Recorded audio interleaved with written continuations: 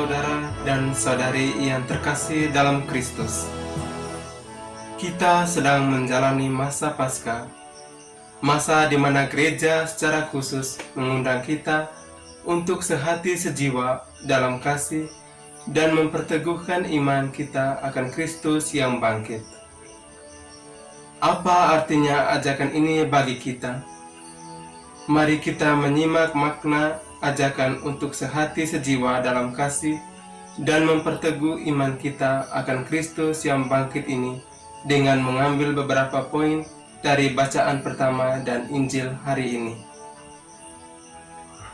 Saudara dan saudari yang terkasih dalam Kristus, Injil Yohanes bab 20 ayat 19 sampai 31 menyiratkan begitu banyak makna untuk kita. Namun, pada kesempatan ini saya hanya akan mengambil 4 poin, yakni: pertama, Yesus menampakkan diri kepada para muridnya dengan menyampaikan kata-kata salam. Damai sejahtera bagimu. Yesus mengetahui bahwa para muridnya sedang berada dalam duka yang mendalam karena kematiannya dan sedang dalam ketakutan yang besar terhadap orang-orang Yahudi. Kedukaan dan ketakutan membuat seseorang berada dalam kekacauan, kecemasan, dan ketidakberdayaan. Kata damai sejahtera bagimu merupakan sebuah sapaan yang dibutuhkan untuk mereka yang dalam situasi kedukaan dan ketakutan. Sapaan Yesus ini kemudian melahirkan sukacita dalam diri para murid. Injil melukiskan bahwa murid-murid itu bersukacita ketika mereka melihat Tuhan. Yesus juga selanjutnya meneguhkan iman para muridnya bahwa ia benar-benar bangkit dengan menunjukkan tangan dan lambungnya. Kedua, Yesus meminta para muridnya untuk mewujudkan pengampunan. Dendam dan amarah tertentu saja mengganggu kedamaian hati. Yesus memahami bahwa para muridnya marah, dendam dan kecewa dengan orang-orang Yahudi dan para pemimpin agama Yahudi serta orang-orang yang telah menyalibkan dirinya yang adalah guru mereka. Yesus tidak ingin para muridnya menyimpan dendam atau amarah atau merancangkan pembalasan.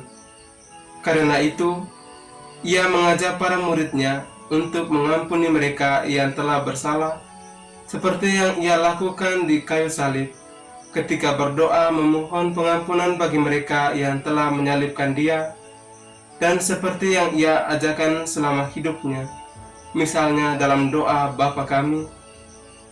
Semua ini bermaksud agar para muridnya menikmati damai yang sejati. Ketiga, Yesus mengajarkan bahwa setiap orang, setiap pribadi berharga. Ini dibuktikan dengan kedatangannya kembali untuk menunjukkan dan menyaksikan Thomas bahwa ia bangkit. Injil melukiskan bahwa pada waktu Yesus datang itu, Thomas yang disebut Didimus tidak ada bersama-sama mereka. Ketika murid-murid menceritakan kedatangan Yesus, Thomas ragu dan tidak percaya. Yesus datang lagi ketika Thomas bersama murid-muridnya lain untuk menunjukkan bahwa setiap orang dari muridnya berharga di mata Yesus. Thomas boleh dikatakan seperti seekor domba yang tersesat karena keraguan-raguan dan ketidakpercayaan. Yesus hadir menyaksikan Thomas bahwa ia bangkit, dan Thomas yang disapa oleh Yesus itu kemudian dalam keterbatasan insaninya menyatakan pengakuan imannya yang sangat mendalam dan mengejutkan dalam kata-katanya, "Ya Tuhanku dan Allahku." Keempat, Yesus menegaskan pentingnya beriman. Hal ini tersirat dalam kata-katanya merespon pengakuan iman Thomas. Karena melihat aku, maka engkau percaya. Berbahagialah yang tidak melihat namun percaya. Terkadang kita seperti Thomas dan para murid Yesus yang hidup dalam keraguan-raguan dan ketakutan. Beriman meskipun tidak melihat bukti tentu saja merupakan hal yang tidak mudah untuk dilakukan. Kenyataan berbicara bahwa manusia kadang menuntut melalui bukti. Fakta atau kenyataan yang diwujud nyatakan melalui tindakan, perkataan, dan perbuatan. Ada juga yang bersifat instan atau serba jadi, yang dengan cara cepat menerima tanpa bukti. Gagasan Yesus tentang beriman meski tidak melihat mengingatkan kita bahwa iman adalah anugerah yang Allah berikan secara cuma-cuma, namun tetap dengan kerjasama dari pihak manusia untuk mengambil bagian dalam sikap pribadi. Injil Yohanes melalui kisah yang sangat indah ini mengajak kita untuk semakin mantap dan kokoh dalam iman dan berani memberikan kesaksian tentang iman kita dalam kehidupan sehari-hari, di dalam komunitas, keluarga, dan lingkungan hidup kita. Kita diajak untuk iman dan kesaksian iman kita akan Yesus yang bangkit harus kita wujudkan dalam perbuatan kasih kepada sesama. Kisah para rasul dalam bacaan pertama menggambarkan perbuatan kasih para murid perdana yang sehati sejiwa dan mewujudkan kasih dengan saling menguatkan dan membantu sesama yang berkekurangan.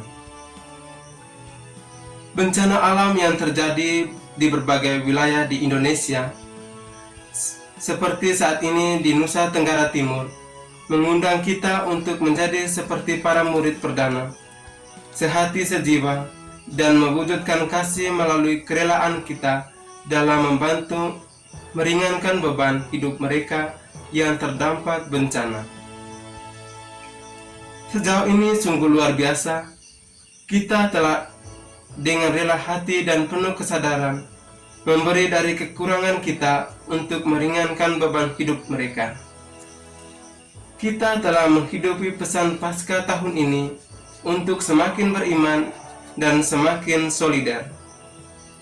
Semoga kesadaran ini terus hidup di dalam diri kita selamanya.